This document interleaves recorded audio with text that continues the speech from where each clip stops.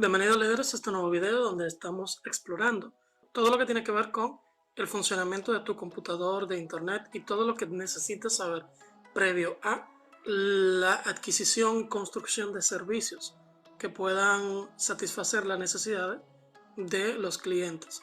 En esta ocasión vamos a estar hablando de varios temas, obviamente, empezando por la verdadera razón de por qué existen los CDN. ¿Y qué carajos son? Bien, la velocidad en Internet todos sabemos que es muy importante, pero también es muy costosa. Los Internet Service Provider les tienen que pagar por cada megabyte, por cada bit de transferencia que ustedes hacen, tienen que pagarle mucho dinero a los IXP, que son los Internet Exchange Point. Bien, este pago se hace en la última milla, que es entre la conexión que hay entre los distribuidores del ISP, ¿verdad? Claro, Orange, Altice, y el cableado que hay hasta la casa o la empresa. En principio no es el MAN, Metropolis Area Network, que suministra la información entre clientes de un sitio en común. Los ISP lo que hacían era que los vecinos se pasaban la información entre el ISP y los modems de los ISP ubicados en cada sitio, redistribuyen esta información sin necesidad de estar pasando por el IXP. Cuando la transmisión se hace entre IXP de diferentes partes del mundo, se hace mucho más costosa para la inversión en cableado submarino y demás. Para ello, los proveedores de Internet establecieron prioridades sobre la red. Lo que hacen es reducir la conexión enfocándose en los clientes que dan más dinero, que son quienes, las empresas, y manejando los servicios más solicitados, email, archivo, llamadas. Ellos configuran los routers internos a través de una tecnología llamada firewalls y otras como Internet Network Shaping, lo que nos lleva al Quality of Services, servicio de calidad o garantía de calidad en el servicio. Consiste en que funcionen óptimamente ciertos servicios y otros no tan eficientemente. Básicamente se le conoce como Network Shaping, porque ellos lo que hacen es que te limitan la conexión, te limitan la red. Básicamente lo que te hacen es throttling, que es estrangulamiento de la red. O sea, la achican lo más posible para ciertos servicios, obviamente. El throttling consiste básicamente en acelerar y desacelerar la conexión en ciertos puntos. Debido a este throttling, empresas como Google, Facebook, Twitter, Netflix, diversas empresas, ¿no?, se inventaron una forma de hacer que el throttling sea lo menos malo posible. Como el tráfico local en cada país es mucho más barato que el tráfico internacional, entonces para hacer que la conexión sea más corta y saltarse todos los problemas que interfieren en este sentido, lo que se hace es que se crea un nuevo concepto llamado CDN, Content Delivery Network, o red de entrega de contenidos.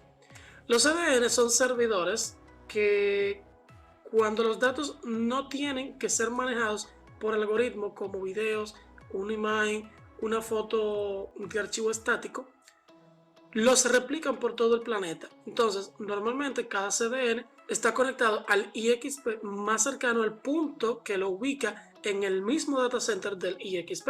De manera que al recibir las peticiones, regresan la IP del servidor CDN más cercano. Entonces, por ejemplo, en este caso, no hay un solo servidor de Twitter, sino que hay muchos y están replicando constantemente la información usando CDNs. Y son estos los que realmente dan acceso a la información en concreto que tú estés visualizando. Gracias a esto, de hecho, es que se permite que tú puedas tener aplicaciones como Facebook, Twitter, Uber, de manera gratuita. Ahora, esta práctica realmente no es solamente las grandes empresas que lo hacen. Esto al final lo puede hacer cualquier diseñador web que necesite alto rendimiento en cualquier producto que tenga. De hecho, los Content Delivery Network son los que se utilizan en la actualidad para tú descargar casi cualquier paquete de instalación de diversos productos, de diversas áreas, ¿verdad? Ahora bien, si la conexión, que de hecho lo dijimos ahorita, ¿no?, pero si la conexión es a través del mismo ISP, el ISP lo que hace es que con la red de área local corta, ¿verdad?, la Metropolitan, la MAN, ellos lo que hacen es que si alguien tiene el contenido ya descargado en su computador, básicamente se lo sirven a otra persona de manera, no vamos a decir ilegal, pero bueno, tú te conviertes en un proveedor de contenido para otras personas que necesiten el recurso que ya tú tienes descargado. De hecho, así es que funcionan las descargas de Blizzard, por poner un caso.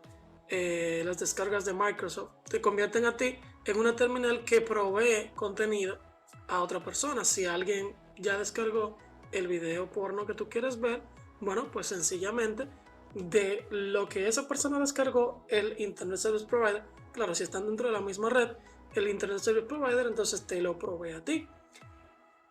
En caso contrario, bueno, pues entonces lo va a buscar ya al CDN más cercano.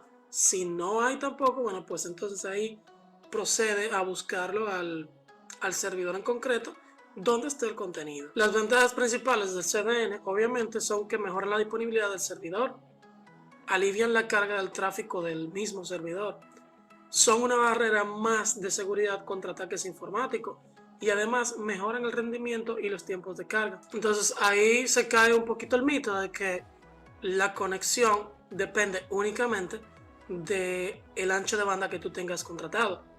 No, depende también de que tu ISP no le esté haciendo QoS al servicio en específico que tú estés consumiendo.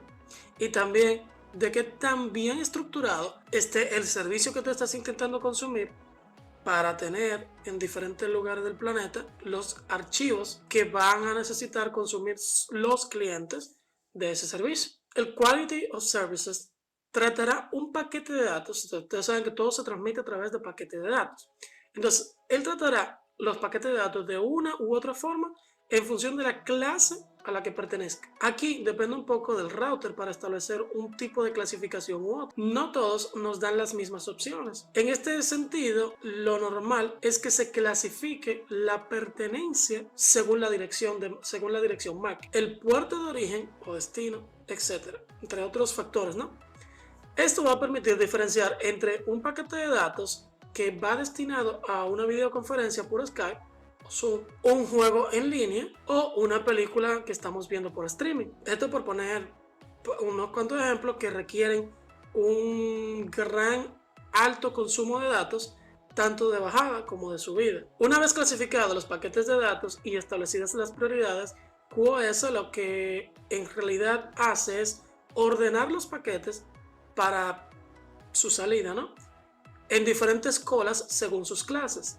A partir de aquí y según las prioridades establecidas, va enviando los paquetes de a poquito, como que lo pone hay una pista de paso rápido y hay una pista de paso lento. Bueno, él los pone, los organiza en la cola de paso lento. De esta forma se asegura de mantener una calidad del servicio en el tráfico de red, lo que se conoce como la gestión del ancho de banda, una de las partes principales del QoS.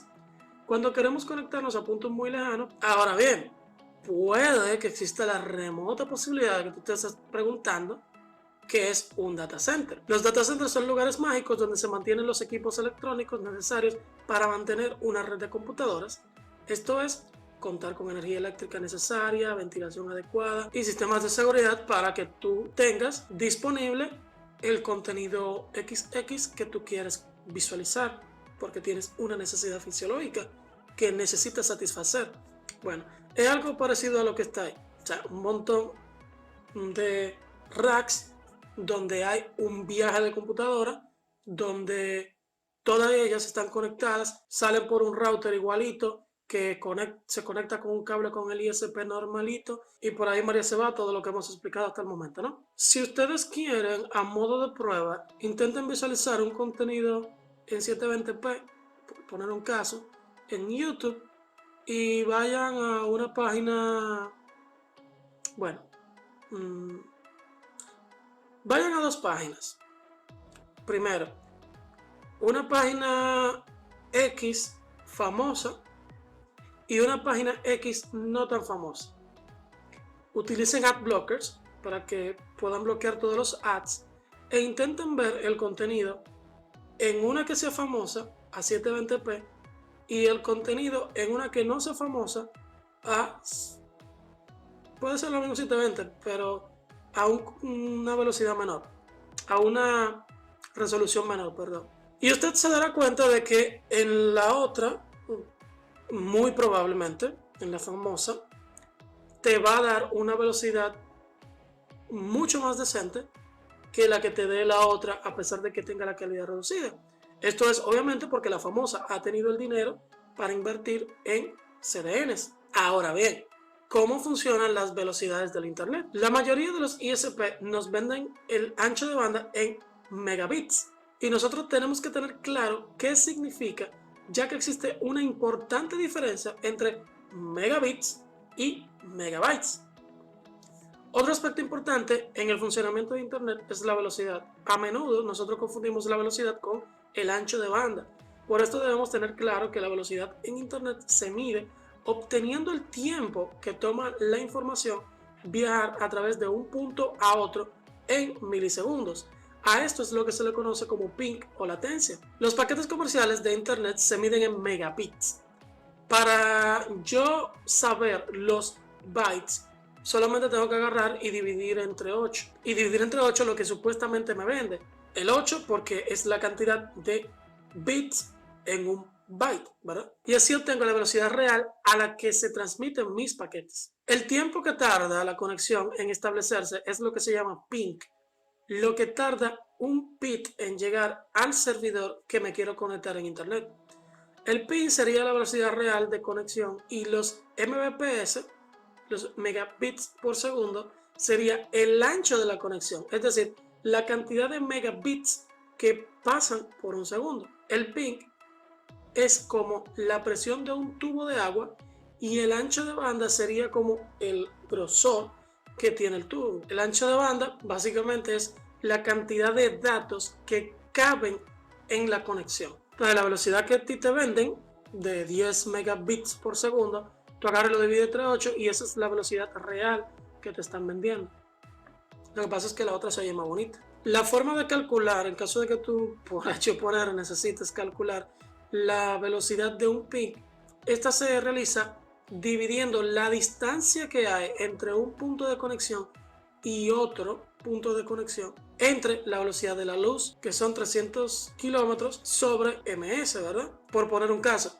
La distancia entre Mountain View y Madrid son 9.344 kilómetros. Entonces, lo que hacemos es que dividimos 9.344 entre 300 y eso te va a dar 31.14 milisegundos. KM con KM se anula, ¿verdad? Y otra cosa que hacen los ISP es que te venden los 10 megas, los 10 megabits, pero parte de ese medio está reservado para funciones entre ellos, como el VoIP, por poner un caso. También, por ejemplo, si tú tienes TV dedicada a través de internet, bueno, pues también hay un ancho de banda reservado para eso. Pongamos un caso. Tú estás viendo tu serie de Netflix, tranquilo, y la lentitud del servicio tú no la notas. Pero en cambio, si tratas de bajar un archivo, de repente ves que todo está lento. Bueno, porque el servicio de streaming va a tener preferencia sobre el de archivo. Ahora bien, la conexión a Netflix cuando viene a ver está súper lenta, el video no te carga ni nada por el estilo. Pero los mensajes, ya sea por WhatsApp en la PC o por lo que sea, te llegan normalito. Los emails te llegan normalito. Tú tienes la conexión súper lenta, pero haces una llamada por WhatsApp y la llamada se hace medianamente fluida.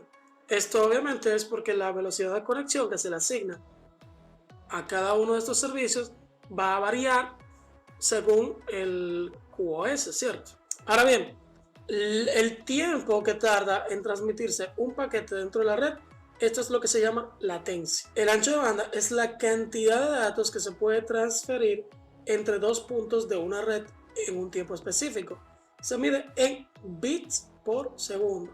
Hay dos tipos de velocidad que tienen los ISP. Ellos normalmente tienen una velocidad de bajada y una velocidad de subida. Por lo regular son distintas. Cuando son distintas se llama asimétrica, que es donde te dan mayor velocidad de bajada que la poca velocidad que te dan de subida. Y la simétrica es cuando tienes lo mismo de bajada y de subida. Esto casi ningún ISP lo da. Pero si tú eres una empresa que se dedica a la distribución de contenido, puede que tú contrates de manera particular este servicio con ellos. Bien, hasta ahí estamos bien con ese tema, ¿no? Vámonos ahora con el modelo cliente-servidor. Entonces hay que conocer ciertas terminologías que se utilizan para la web. O sea, para que una web exista hay que conocer ciertas tecnologías. Las bases de datos, por ejemplo, que no son más que almacenes de información que están en un computador específico en un lugar del mundo. Todos sabemos qué es eso. Hay diferentes tipos de bases de datos. Están las relacionales, están las no relacionales, ¿no? El backend no es más que un programa de una persona que está en un servidor específico sirviendo un contenido. Estos pueden estar programados en diferentes lenguajes de programación, ya sea Python, ya sea Ruby, ya sea JavaScript, ya sea C#. Y el servidor donde están alojados estos programas necesita un compilador, necesita un servidor de aplicaciones. Este servidor de aplicaciones es el que interpreta el código para poder servir de ese contenido a quien esté consumiéndolo. Estos servidores de aplicaciones son, por ejemplo, Nginx, puede ser Apache, puede ser Node, puede ser IIS en el caso de Microsoft, ¿no? Frontend son la parte del programa visual. Es la parte que el usuario se le muestra cuando está consumiendo un contenido. Esto utilizan diversas tecnologías que corren directamente en el navegador como HTML, CSS y JavaScript. Estos a su vez pueden ser programados en diversos lenguajes o frameworks. Porque al final el lenguaje es JavaScript. Pero tú puedes utilizar diversos frameworks que te faciliten el desarrollo de esta tecnología, ya sea cualquiera de los tres Pokémon principales. Hay otros, pero los tres Pokémon principales son React, Vue y Angular.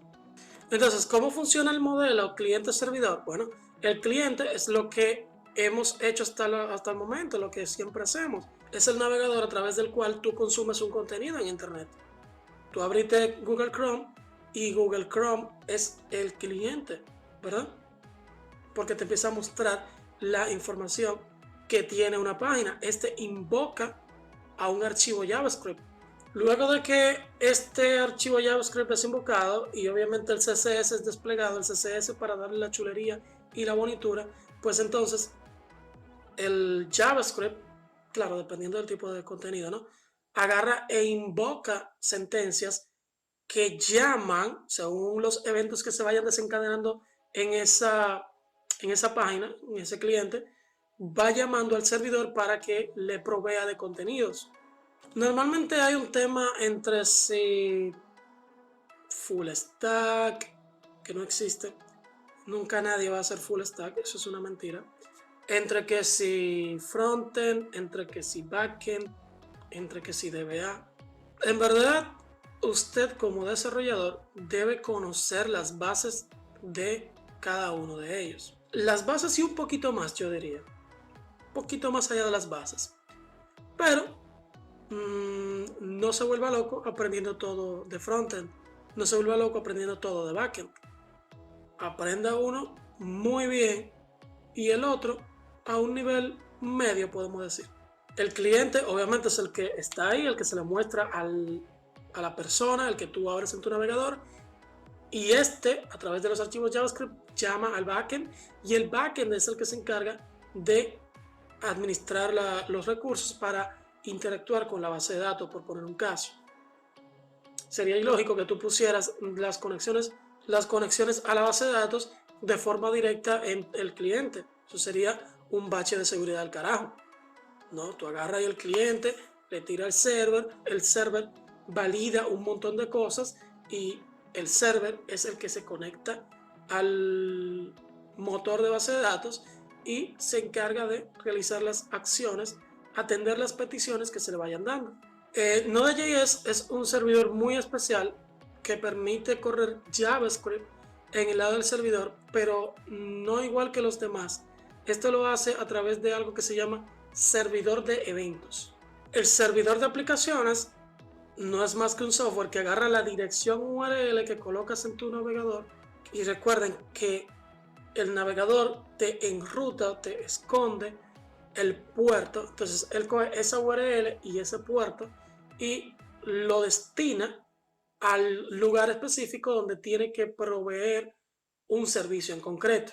Los puertos son los huecos que tiene un servicio por donde se van los datos. Tienen diferentes números y el hueco por donde se van los datos en los servicios web HTTP normalmente es el 80. Esto es obviamente personalizable, no hay una regla que diga que tiene que ser así. Sin embargo, no es recomendable porque, que por seguridad cámbialo. Dice eso. El hacker que penetró a tu servicio lo va a hacer aunque tú hayas cambiado todos los puertos. Tú tienes que revisar tus baches de seguridad que tengas. En el frontend hay que tomar en cuenta que las tecnologías principales obviamente son CSS, HTML y JavaScript. JavaScript en su versión ECMAScript 6, el CSS en su versión 3 y HTML en su versión 5, que son las versiones actuales que hay de esas tecnologías y son las soportadas por todos los navegadores. Las tecnologías que mencioné ahorita como React, Angular y Vue son algo que se conocen como librerías, pero también hay preprocesadores de contenido como por ejemplo Stylus, y también hay sistemas de plantilla como son Jade y Haiku. Cada uno de ellos hay muchísimos más. Sin embargo, los más usados obviamente son las librerías o frameworks. El stack es un grupo de tecnologías que se dominan para decir que se tiene cierto conocimiento sobre el empaquetado que tiene que dominar cualquier persona que construya web. Para que me entiendan, para tú hacer una web sencilla, tú necesitas saber un frontend, un backend y un server, ¿verdad? Entonces, el stack más popular de mi tiempo era el stack LAMP, Linux, Apache, MySQL, PHP, que son el conjunto de tecnologías que tú tienes que dominar para poder hacer algo. Entonces, para poder hacer algo en la web. Linux como el sistema operativo, Apache como el servidor de aplicaciones, MySQL como el motor de base de datos y PHP como el lenguaje de programación tanto del frontend como del backend. El stack de Mercy funciona de la siguiente manera. Nosotros en el navegador ponemos mercyrd.com.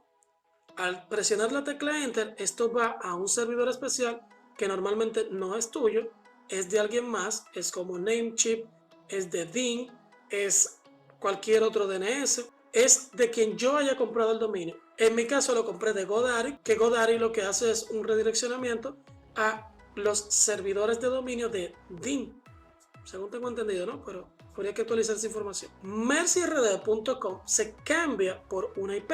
La dirección IP en internet, obviamente por la dirección IP de mi propio servidor. Esto se hace obviamente a través de los servidores de DNS, que son los que resuelven el nombre de mercyrd.com hacia una IP. Entonces, eso construye una URL. Una vez yo tengo la IP del servidor y le envío esa petición, bueno, pues el servidor de mercyrd, que en este caso es en Azure, ¿verdad? Utiliza el motor interno que ellos tengan para servidor de aplicaciones, que me parece, entiendo yo, que es IIS o Nginx. Una vez recibido ese dato, Mercy le pasa los datos al lenguaje de programación del backend, en este caso es C#. Luego C# interpreta las acciones que se le hayan pedido. Entonces él accede al motor de base de datos en concreto, que en este caso es SQL Server. O sea, él busca la información donde tenga que buscarla, hace los procesos que tenga que realizar y luego, basado en eso, él procesa y crea un archivo resultante que es un HTML con el CSS que se le haya especificado en las páginas y el JavaScript que va a permitir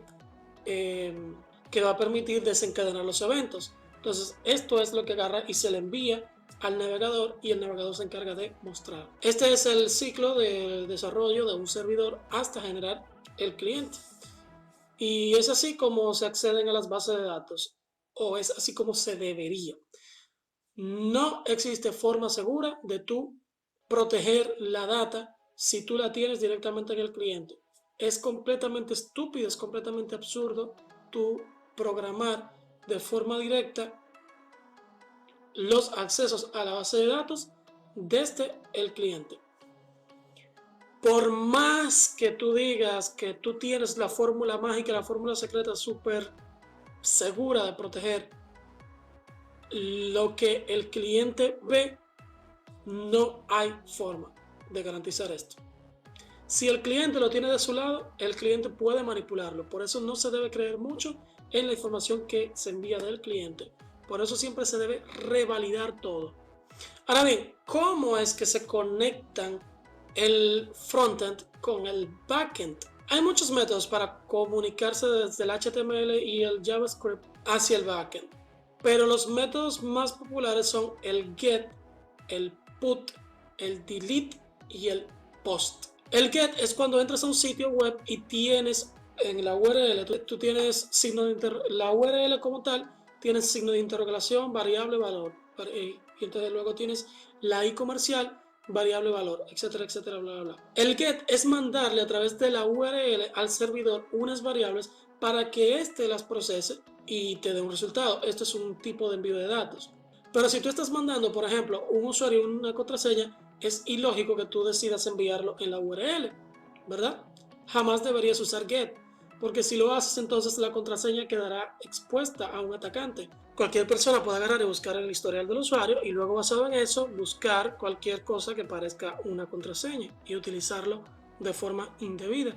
Para que no salga la información que nosotros queremos enviar en la URL y salga por un camino secreto, los datos lo tienen que enviar por un formulario.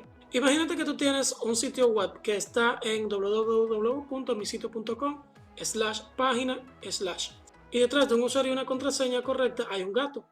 Tú colocas el usuario y la contraseña, le das a login y envías ese formulario por un método llamado post.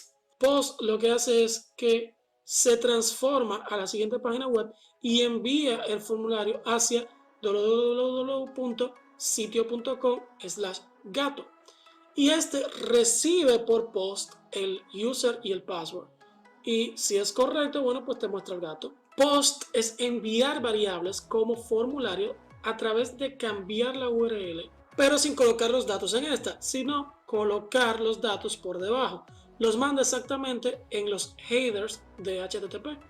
Por delante, la URL sigue siendo la misma, sigue siendo sitio.com/página, pero por debajo es un lugar invisible el que se utilizó para enviar este user y este password. Estos datos, cuando se envían por post, para ser exactos, se envían junto con los headers del protocolo HTTP. En la antigüedad, cuando tú tenías el contenido y estabas viendo cualquier tipo de página y tú necesitabas consultar cualquier tipo de información de otro lugar, lo que tú tenías que hacer era recargar la página completa. Por poner un caso, tú estabas visualizando tu contenido en YouTube, estabas viendo tu video.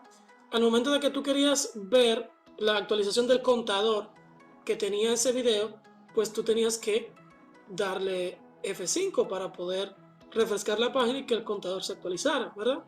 Bueno, pues esto era algo obviamente muy incómodo porque estar recargando la página constantemente es una tontería. Por eso se utiliza una tecnología llamada Asynchronous JavaScript and XML. Lo que hace Ajax es que pequeñas porciones de la página hacen, mediante JavaScript obviamente, hacen las peticiones a la URL, entonces solo se recarga esa pequeña porción de la página. Es por eso que tú puedes estar navegando normalmente en tu feed de Facebook y de repente en el chat se te abre la bandeja indicándote que hay un mensaje y la barra de notificaciones se te prende diciéndote el contador aumentando en 1. Está también el put, que lo que se utiliza es para, muy similar al post, pero se utiliza para actualizar información. Y está el delete, que obviamente te permite eliminar información, pero eso lo veremos más adelante. Los sockets es una opción especial que se utiliza para transmitir datos entre cliente y servidor en tiempo real. Este es lo que se usa para transmitir los chats, por ejemplo, o los videojuegos para transmitir información en tiempo real de el estatus actual del jugador, ¿no? Del personaje del jugador. Lo que nos lleva a cómo funciona realmente un sitio web. Bueno, los protocolos se encargan de manejar todas las peticiones que hacen las páginas de internet desde tu navegador hacia los servidores de DNS. Estos transforman la dirección de la página web en una dirección IP y tu navegador se conecta a esa IP. Una vez se tiene la dirección IP, el navegador envía un HTTP request en donde envía información con las características del cliente y los requerimientos del mismo, es decir, host requerido, página web del sitio que necesita, tipo de navegador, versión del navegador, entre otras informaciones adicionales. El servidor envía los resultados por medio del mismo protocolo HTTP en forma de un HTTP response. El otro era un HTTP request y este es un HTTP response. Petición, respuesta, en donde manda todo el HTML del sitio web, así como otros datos que el navegador necesita, como la versión de JavaScript que esté utilizándose en ese momento, etc.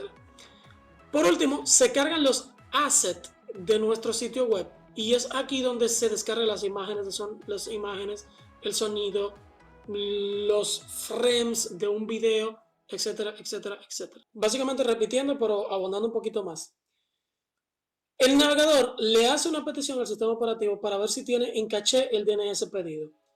Si entramos a los mismos sitios web, muchas veces no tiene sentido estar yendo todo el tiempo al proveedor de DNS. Es ilógico. El navegador, una vez entiende cuál es la IP, forma internamente en la RAM un HTTP request, método de petición para indicar la acción que se debe realizar para un recurso determinado. Y este lo organiza con el método ya sea get, ya sea post, lo que sea. Dentro de los datos que están en el HTTP request está el método de petición, la URL a la que estamos realizando la petición, la versión del protocolo HTTP, el host o dominio al que se quiere acceder. Y en ese sentido, te pudiera estar haciendo la pregunta de que si ya tengo la IP, ¿para qué carajos quiero el dominio? Es porque en un mismo servidor pueden correr diferentes dominios. Por ejemplo, en el servidor de Mercy, nosotros tenemos el de Mercy Core, tenemos Priceoft y tenemos otros, ¿no?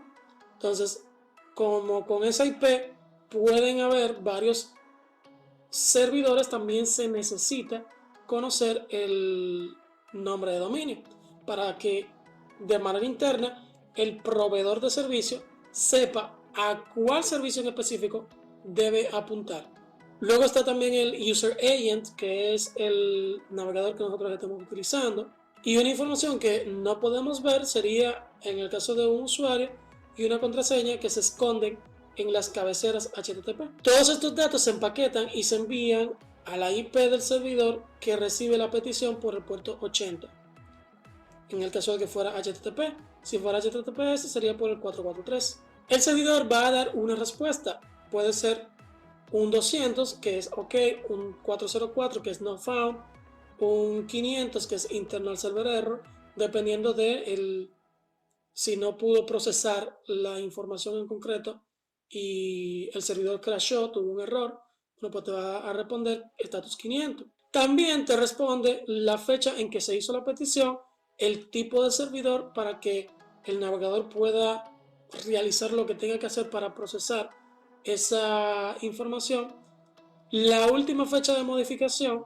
Esto es muy importante porque Hay archivos que ya tú descargaste, como imágenes, como asset, colores, cosas por el estilo, que si la fecha de modificación que está en el server es muy reciente, según lo que tú tienes en tu navegador, lo que descargaste recientemente, pues el navegador de forma inteligente, basado en esa fecha, dice, no, pues yo no voy a descargar ese contenido de nuevo, ya lo tengo aquí.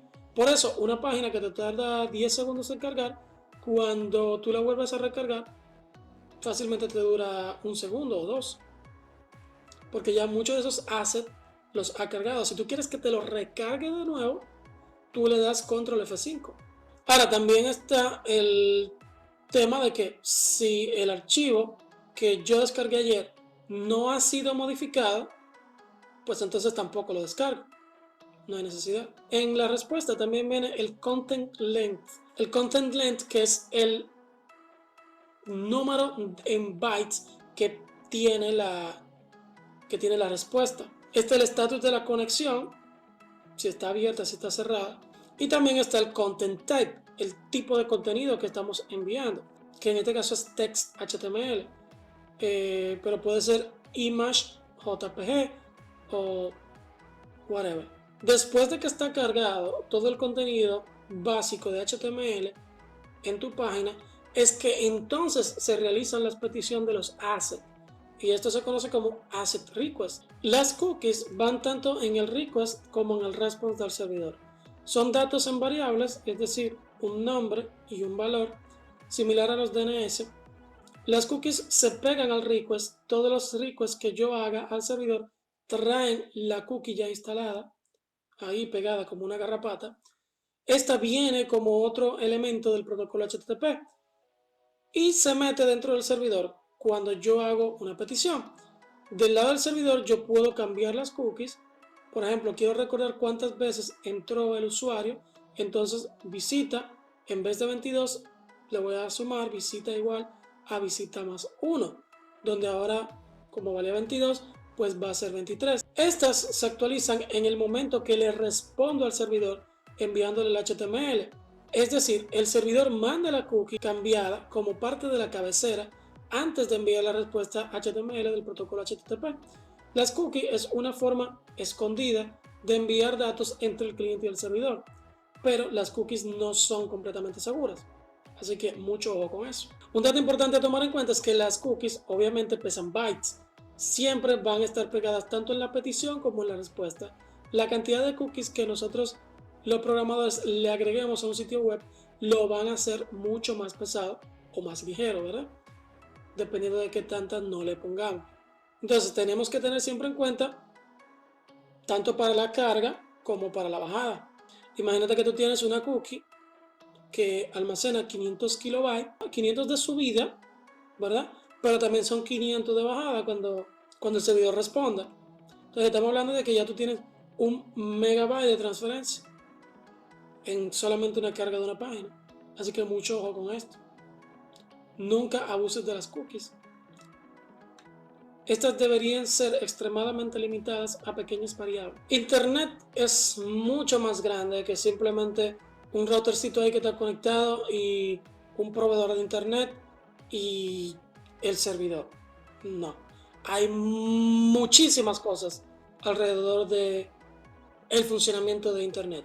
Está TCP/IP y UDP, están tipos de Wi-Fi, firewalls, tethering, P2P, redes mesh, Tor, multi-WAN, IPs fijas versus IP dinámicas, VPNs, TTL, paquetes, syncs, ACTs, un montón de tecnologías, un montón de cosas que intervienen en que tú puedas consumir tranquilamente tu contenido pornográfico para satisfacer tus necesidades fisiológicas.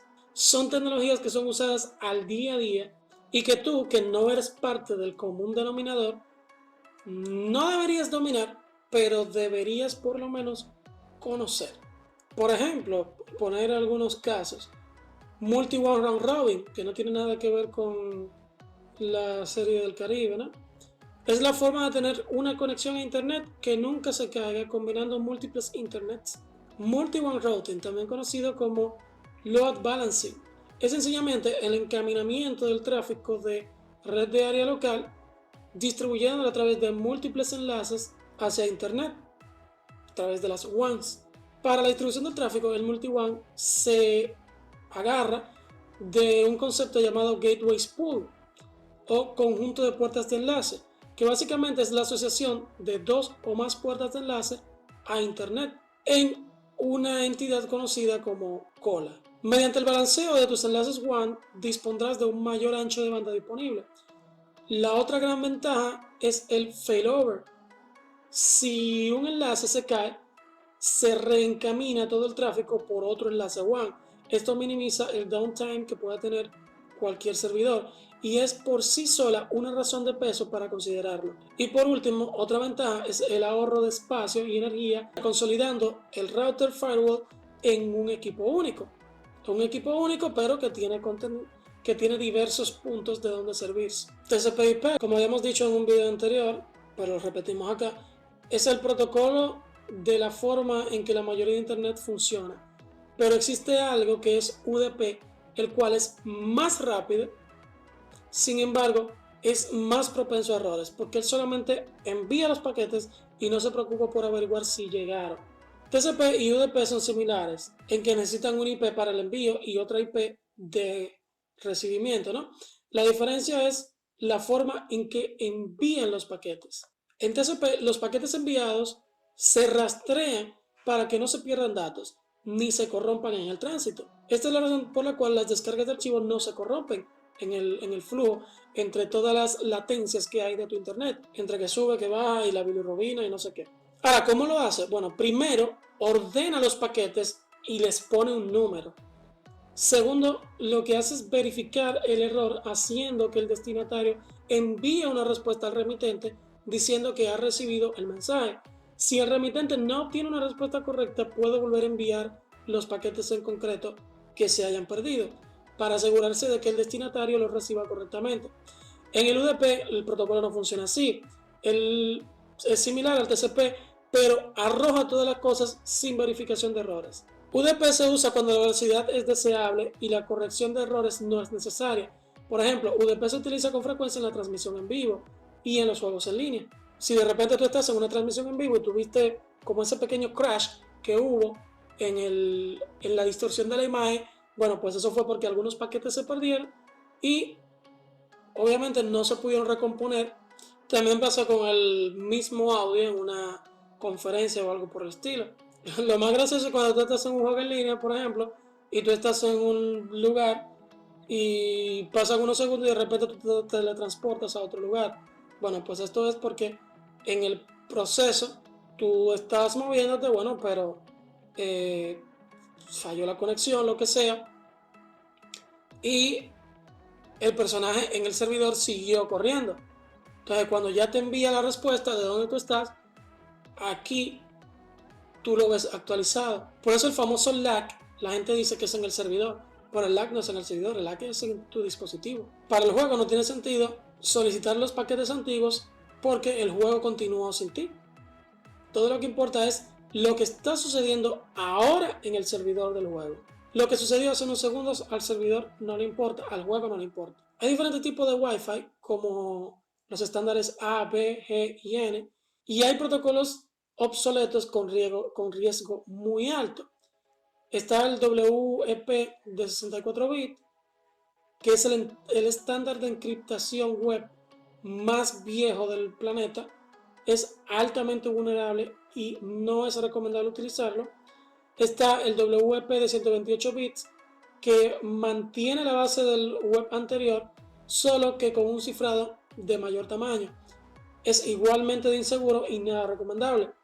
Están los protocolos con riesgo medio, por eso se los voy a dejar en un material para que ustedes los consulten. Hay diversos estándares dentro de los que se crean las Wi-Fi, como el 802.11, por eso se los voy a dejar en un material para que ustedes los consulten. Los sockets, como habíamos dicho previamente, es un concepto abstracto por el cual dos programas de computador pueden intercambiar cualquier flujo de datos, generalmente de manera fiable y ordenada. El término socket es también usado como el nombre de una interfaz de programación de aplicación API para la familia de protocolos de Internet TCP/IP, provisto usualmente por el sistema operativo. Los sockets en Internet constituyen un mecanismo para entregar paquetes de datos provenientes de la tarjeta de red a los procesos o hilos apropiados. Un socket queda definido por un par de direcciones IPs local y remota, un protocolo de transporte y un par de números de puerto local y remoto. Los firewalls, que lo habíamos mencionado previamente, es la seguridad para detener ciertas conexiones y su función principal es de cortar o bloquear cualquier intento de acceso no autorizado a dispositivos internos privados de nuestra red de datos, desde las conexiones externas de Internet, comúnmente llamado WAN. El firewall o cortafuegos proporciona un modo de filtrar la información que se comunica a través de las conexiones de red. Los firewalls permiten o bloquean la comunicación entre equipos basado en reglas. Cada regla define un determinado patrón de tráfico de red y la acción a realizar cuando se detecta. Estas reglas personalizables proporcionan control y fluidez sobre el uso de la red. Un firewall puede ser un programa, software o un dispositivo de hardware. Hay un tema que no sé si tocarlo, pero es la Deep Web. Una Deep Web es una red escondida que no está indexada por los search engines. Los search engines, sabemos, son los motores de búsqueda, ¿cierto? Google, Bing, Yahoo, etc. Esta es la porción más grande de Internet. El concepto de Deep Web es sencillo. La Deep Web es aquella parte de la red que contiene material, información, páginas web que no existen en ninguno de los buscadores, a las que tú no puedes agarrar y encontrarlas tan fácilmente si tú no tienes la IP directa del servidor donde está ese contenido. Según datos de Wikipedia, en el año 2000, la Internet superficial tenía un tamaño de 167 terabytes, mientras que la Deep Web tenía un tamaño de 7500 terabytes, lo que significa que el contenido en la Deep Web era 45 veces mayor a la información que teníamos acceso en aquel momento. Actualmente, el día de hoy, la Universidad de California de Berkeley estima, porque en aquel momento era medible, pero ahora solamente se basa en estimados, que el tamaño real de la Deep Web es 91.000 terabytes. Ahora, la Deep Web no podemos decir que todo lo que hay sea necesariamente malo. Podemos encontrar contenido interesante y diverso. Contenido almacenado por los gobiernos de distintos países, organizaciones que almacenan información, por ejemplo la NASA, almacena información acerca de las investigaciones científicas que va realizando. Podemos encontrar también datos meteorológicos mucho más certeros que los que te informan en las páginas convencionales. Puedes encontrar datos financieros, directorios con informaciones de personas, etc. Es multitudinaria el tipo de información que tú puedes encontrar en la Deep Web. Puedes encontrar diversos tipos de bases de datos de diversos tipos, foros de diversas temáticas, siendo 4chan uno de los más famosos. No obstante, también podemos encontrar contenido muy desagradable, como por ejemplo venta de drogas, pornografía infantil, pues la pornografía no es mala, pornografía sádica extrema, porque está el sadismo, que a un grupo de colegiales le empezó a gustar después de 50 sombras de Grey, y básicamente fantasean con esta cuestión, a pesar de que, claro, obviamente si el hombre es rico, porque si el hombre es pobre, entonces es un degenerado y hay que meterlo preso.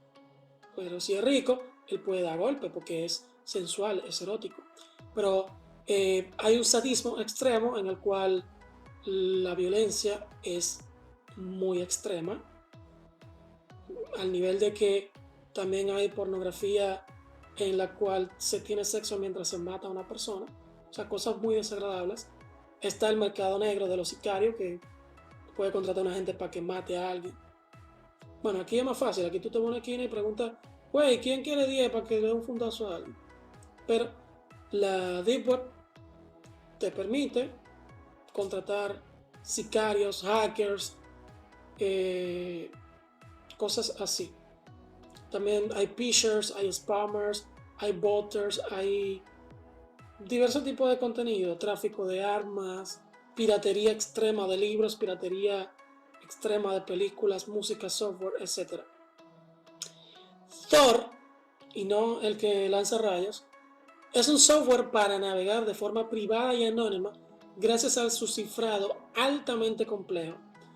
No es que sea imposible, pero el cifrado es tan complejo que el gobierno no va a invertir los recursos en perseguir a alguien que no le va a dar ningún beneficio. Todo es un software y red que se gestiona desde su propio paquete de software y que permite acceder a Internet de forma anónima. Más concretamente, Tor oculta el origen y el destino del tráfico en Internet, haciendo que otros no puedan averiguar tan fácilmente quién eres y qué estás viendo online. Tor también oculta el destino del tráfico. Esto quiere decir que permite saltarse ciertas formas de censura que se practican en algunos países y además es gratuito. Tethering es una tecnología de compartir internet desde tu celular y puede hacerse a través de USB, Lightning o Bluetooth. El tethering es un proceso por el cual un dispositivo móvil con conexión a internet actúa como pasarela para ofrecer acceso a la red a otros dispositivos, asumiendo dicho dispositivo móvil un papel similar al de un módem o enrutador inalámbrico. Esto se puede realizar mediante una conexión LAN inalámbrica, Wi-Fi, Bluetooth, mediante cable, como el USB. Por ejemplo, en mi caso, yo tengo mi plan fijo de internet en mi celular y yo comparto internet a mis dispositivos en mi casa, mi laptop, por ejemplo. P2P es posible saltar los servidores a través de internet haciendo el uso de la tecnología llamada P2P, peer-to-peer, punto a punto. P2P es un sistema distribuido que es un conjunto de computadoras conectadas y comunicadas entre sí, en el cual todos los elementos tienen una misma función. Con este sistema evitamos la infraestructura de los servidores y todos los problemas que conlleva la congestión de la red del propio servidor, etcétera, ¿no? Las restricciones que puedan poner este. Ahora lo que tenemos son varios ordenadores, los cuales tienen almacenados los recursos, por lo tanto está descentralizado, ya que cada sistema puede localizarse en cualquier parte. Los ordenadores que se comunican mediante P2P lo hacen sin la intervención de un servidor central. Cuando te comunicas mediante P2P, tu ordenador se convierte en un cliente y también en un servidor, pide datos a otros ordenadores, clientes, y también sirve de datos a otros ordenadores, servidor. Esta forma de comunicación la han utilizado diversas aplicaciones de intercambio de ficheros, como por ejemplo Azureus, Casalite, no sé si ustedes no se acuerdan de nada de eso, Emule. De hecho, este protocolo era el utilizado originalmente por Skype, por eso Skype escaló tan rápido y fue tan utilizado, a pesar de que era una mierda de programa, porque la comunicación por Skype era impecable.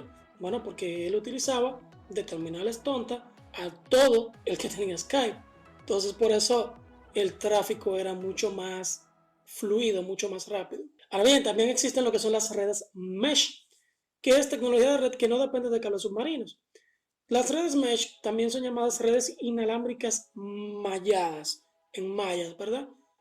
O redes acopladas, o redes inalámbricas de infraestructura, para definirla de una forma sencilla, ¿no?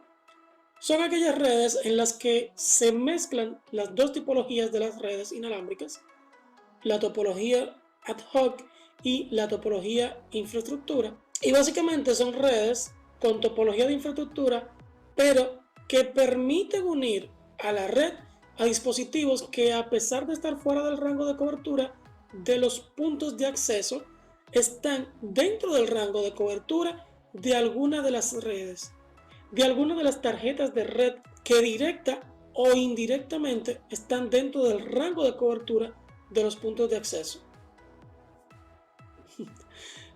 Básicamente es, ok, yo no tengo cobertura, o sea, mi teléfono, mi dispositivo maquito que tengo, Xiaomi, no tiene cobertura de Claro.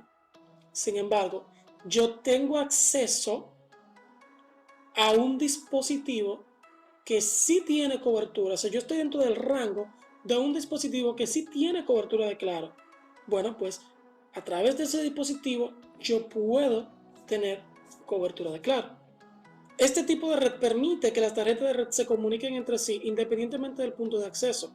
Esto quiere decir que todos los dispositivos actúan como una tarjeta de red, pueden no mandar directamente sus paquetes al punto de acceso, sino que pueden pasárselo a otras tarjetas de red para que lleguen a su destino. Para que esto sea posible, es necesario contar con un protocolo de enrutamiento que permite transmitir la información hasta su destino con el mínimo número de saltos posibles, o con números que, aún no siendo el mínimo, sea suficientemente bueno para que los paquetes lleguen de manera segura. Es resistente a fallo, pues la caída de un solo nodo no implica la caída de toda la red. Por esto están ganando mucha popularidad en áreas urbanas. Las famosas VPN, que tanto nos las están metiendo por boca, ojo y nariz en los últimos tiempos, la red privada virtual a la que nos podemos conectar para obtener más privacidad. No es que no van a saber tus datos, pero se les es más difícil. Por lo menos te otorga cierta anonimidad en Internet. Esto gracias a su cifrado, todo sin necesidad de utilizar Tor. Una VPN es una tecnología de red que se utiliza para conectar una o más computadores a una red privada utilizando Internet. De este modo, el tráfico que se genera viaja cifrado y se dificulta a un tercero poder robar información confidencial.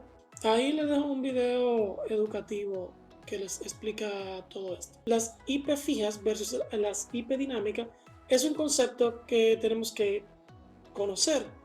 Al conectarnos a Internet normalmente tenemos una IP dinámica, pero en ocasiones puede que tengamos una IP fija. Las IP fijas y dinámicas son dos tipos de direcciones IP y sirven para identificar a un equipo conectado a Internet u otra red informática. La IP fija o dinámica, en función de si siempre es la misma o si puede ser cambiada, dependiendo del caso, la asigna tu proveedor de acceso a Internet, un router o administrador de red empresarial. En dos enlaces que le dejo abajo hay mucho más detalle de cómo funciona este tema de la IP. Los paquetes no son más que encapsulamiento de los bytes, que son datos, para ser transmitidos con un tiempo de vida llamado TTL. También tenemos que conocer lo que es el SYN y el ACK, que es una tecnología para enviar un dato que confirma que el dato fue enviado y que también fue recibido. Un computador requiere abrir una comunicación, envía un SYN, sincronización, al servidor. El servidor responde esto confirmando el SYN con un SYN ACK, pero aún requiere que el cliente confirme que sabe que la comunicación se abrió, entonces espera el ACT. El ACT, que es una abreviatura de Acknowledge o entendido en español, es un mensaje de respuesta en apertura de comunicación. La comunicación TCP requiere de respuesta por cada mensaje para asegurar que la información llegue entera. Aquí entra el ACT avisando que la información llegó en cada caso. Ya cuando vamos entrando en la etapa de administrar servidores como tal, tenemos que conocer cuál es la diferencia entre los sistemas operativos principales del mercado: Windows, Linux, Mac, iOS y Android, que son sistemas operativos también. Windows es el sistema operativo con propósito general más utilizado a nivel mundial. Es un sistema operativo cerrado y se encuentra en la gran mayoría de computadores del planeta para consumidores finales, ¿no? Principalmente. Además, utiliza un núcleo propietario que le pertenece a una empresa llamada Microsoft. Linux es el sistema operativo más utilizado en servidores, es libre y es creado por Linus Torvald, quien aún sigue desarrollando su núcleo.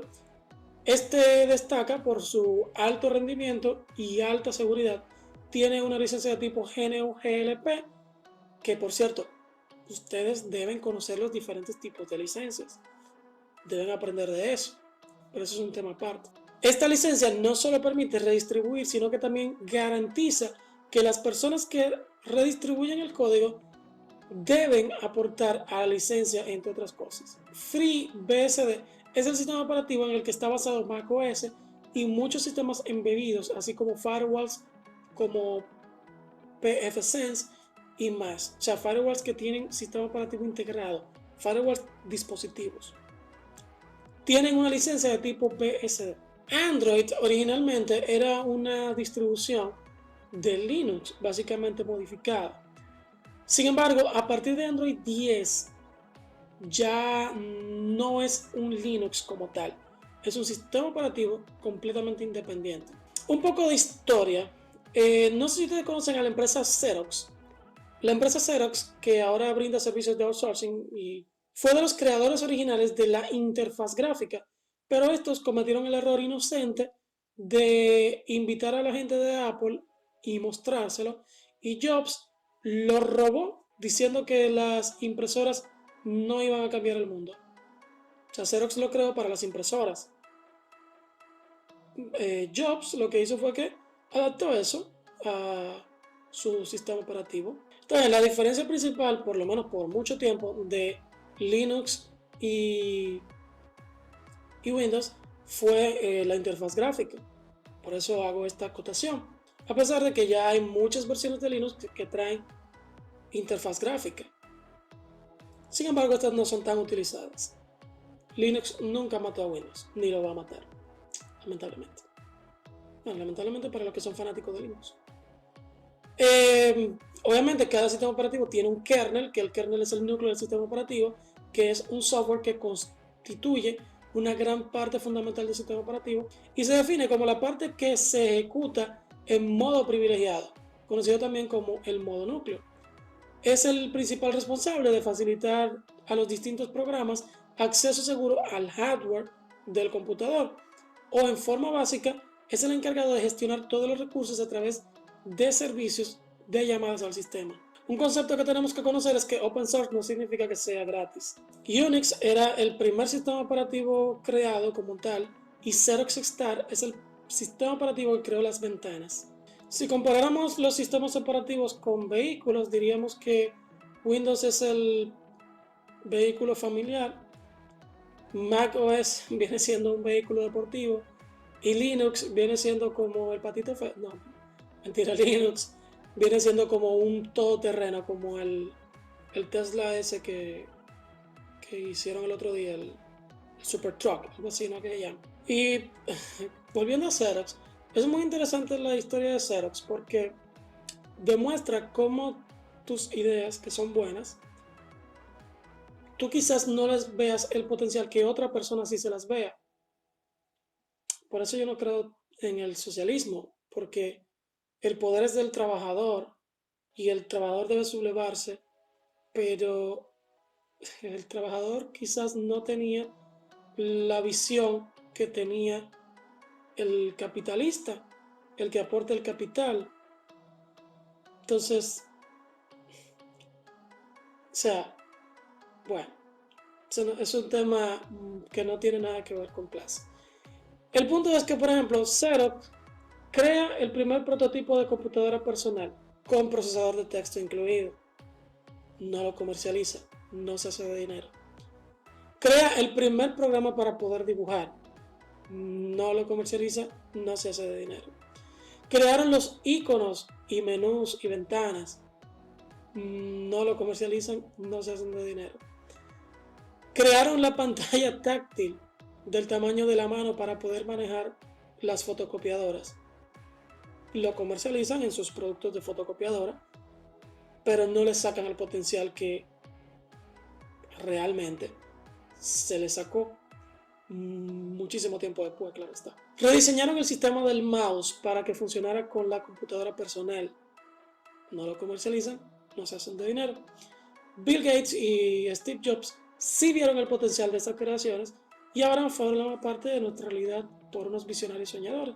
Entonces, toma eso como reflexión. Quizá tú tienes algo brillante en mente que estás trabajando, que estás realizando, pero no tienes forma de sacarle el dinero. Bueno, sigue desarrollándola y trata de unirte a alguien que sepa de negocios y te facilite a llevar esa idea a un nuevo nivel. O al revés, quizá tú tienes una super idea y no sepas cómo ejecutarla. Bueno, pues aquí estoy yo. Claro, si tú me vas a pagar. Que no sé, diga, no, profesor, que yo le doy un porcentaje. Vamos a ser socios. Yo soy socio de 6 empresas ya. Y las 6 están quebradas, no tienen un peso. Estoy harto de desarrollar gratis. No me hable de desarrollar gratis. No me hable de ese socio. Usted tiene su super idea, super que lo va a hacer super millonario. Hágase millonario usted, págame mi dinero y ya. Si usted está seguro de que lo va a hacer millonario, yo lo puedo orientar de manera gratuita. Yo le puedo decir, mira, entiendo que tú deberías hacer esto, esto, aquello, te puedo orientar en tecnología, te puedo orientar en todo. Ahora, te puedo ser asesor incluso. Y cuando tú estés triunfando, bueno, perfecto, puedo poner en contacto quizás con personas que quieran ser tus socios incluso, trabajar gratis para ti. Pero yo personalmente no, lamentablemente. Así que no me venga con esa super idea super millonaria que te va a revolucionar. Y eso es otro también. Las ideas, mira, usted se mete a freelancer.com y en freelancer.com usted va a ver, si usted no ve la idea suya, usted va a ver una idea muy parecida. Entonces olvídese de eso, de que no, yo no le... Profesor, tenemos que reunirnos para yo contarle mi idea, porque yo sé que nos vamos a ser millonarios con esta super idea y esta idea es revolucionaria y nadie ha pensado nunca en ella. Vaya a freelancer para que usted vea que hay 7 o 8 ofertas de gente que pusieron la idea suya, que pusieron cómo trabajarla y que cualquiera diría, pero ¿por qué la pone ahí? ¿Se la van a robar? No. El desarrollador no tiene tiempo de robar ideas. El desarrollador lo que quiere es cuarto. Entonces ideas hay de sobra. Su super mega idea super revolucionaria quizá tiene un toquecito que sea el plus que usted le puede dar. Pero las ideas no son de quien las concibe. El mundo, el universo, anda repartiendo ideas por el mundo. Y las ideas que usted tuvo ya reposaron en la cabeza de otra persona. También. Ahora, quien las ejecute es el dueño de esas ideas. En el mundo Windows, el sistema operativo base MS-DOS derivó en diversos sistemas operativos tales como Windows 95, 98, 2000, Millennium, que no era lo mismo, XP. Luego se crea un nuevo motor, el cual da como inicio a Windows Vista. ¡Wow! Ese sistema operativo fue tan malo que yo creo que nadie lo recuerda. Ahora no me acuerdo si es Windows Vista, no sé, búsquelo. Luego Windows 7 y finalmente Windows 10, que es el que tenemos. Bueno, también estuvo Windows 8, ¿no? Que realmente era muy chulo y muy bonito, pero no tuvo el éxito que la gente quería. A mí me gustaba, me encantaba, pero a la gente no le gustó mucho. Entonces, en el mundo de Linux se derivan hay diversos sabores como Ubuntu, Debian, Red Hat, Mandriva. En el mundo Mac hay 3 sistemas operativos diferentes que se derivan de este. Está el OS X, el iOS, que es el que se utiliza para el iPad y el iPhone. Está el Watch OS, que es el que se utiliza para los relojes inteligentes. Y bueno, también serían 4, porque está también el tvOS, que es el que se utiliza para el Apple TV. Todos son sabores distintos de las diferentes distribuciones que provee cada uno de estos sistemas operativos. En Android es un tema quizás distinto, porque, como dije previamente, era una distribución original de Linux. Básicamente un Linux modificado por Google, que era especial porque tenía drivers para manejar radio, GPS y cosas que normalmente el computador servidor no tiene. Es el sistema operativo más popular para celulares porque mientras en iOS y RIM en su momento, o sea BlackBerry y el mismo Windows intentaban hacer ellos un sistema homogéneo, básicamente con los mismos lineamientos y dispositivos muy similares.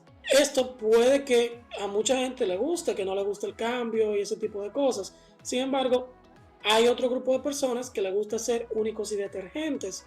Entonces, esas personas siempre van a querer la mayor diversidad posible, la mayor escogencia. Y también el precio tiene mucho que ver, que seamos sinceros. Dispositivo con Android, por lo menos en los momentos en que comenzó a batear, era mucho más económico que cualquiera de las otras alternativas. Entonces esto permitió que con el tiempo fuera escalando a un nivel de que tiene prácticamente el 80% del mercado, habiendo anulado por completo la competencia de RIM y la de Microsoft, ¿verdad? Dejando solamente como los dos imbatibles a iOS y a Android. O sea, Android fue quien mató a todos los demás sistemas operativos. Las empresas de desarrollo de teléfonos tuvieron que agarrar y montarse en la ola. Incluso RIM intentó hacerlo, lo único que lo hizo muy tarde. Hay un material complementario que quizás algún día haré un video, pero ya no sería para la clase como tal, sino que lo estaría en mi canal y ustedes lo ven algún día si les da la gana. Si no les da la gana, no lo ven. Hablando un poquito de las historias de los sistemas operativos, cómo surgen y cómo llegan a lo que tenemos hoy. Por eso es básicamente yo leerles la Wikipedia, aportarle quizá un poquito del conocimiento práctico que yo tenía, que yo tengo al respecto, pero eso no va a pasar por todo esto. Así que seguimos con los permisos y niveles de procesos y privilegios de ejecución que tienen los usuarios en los sistemas operativos.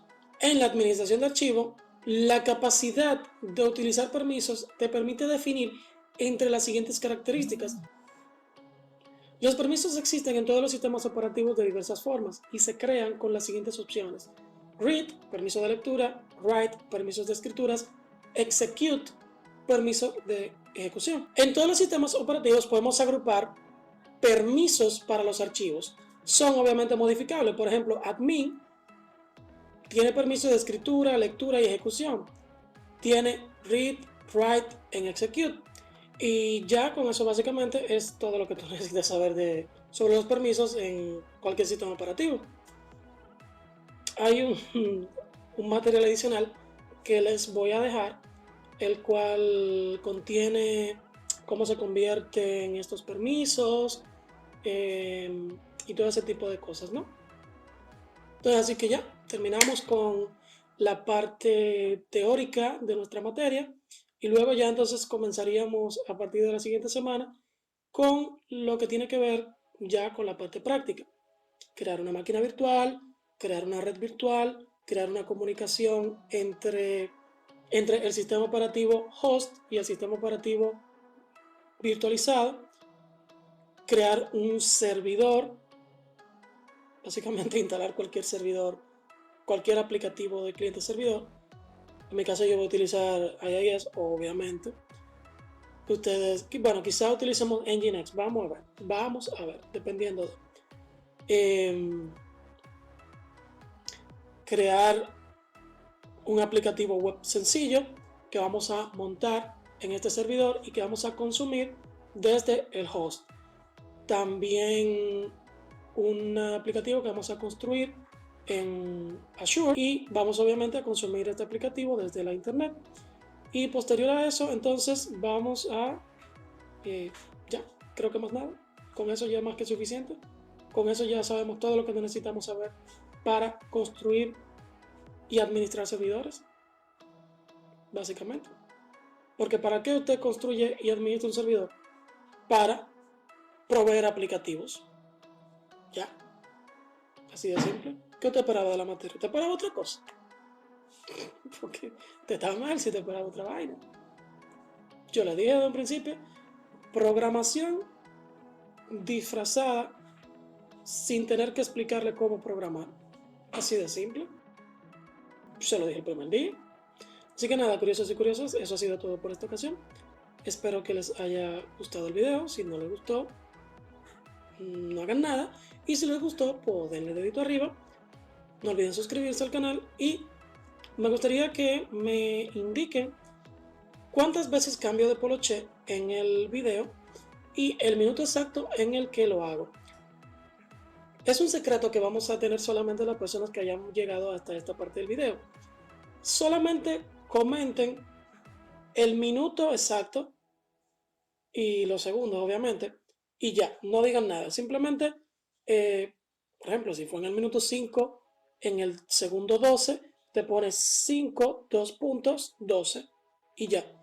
Que la gente que vea los comentarios no sepan de qué estamos hablando, hasta tanto no vean el video completo.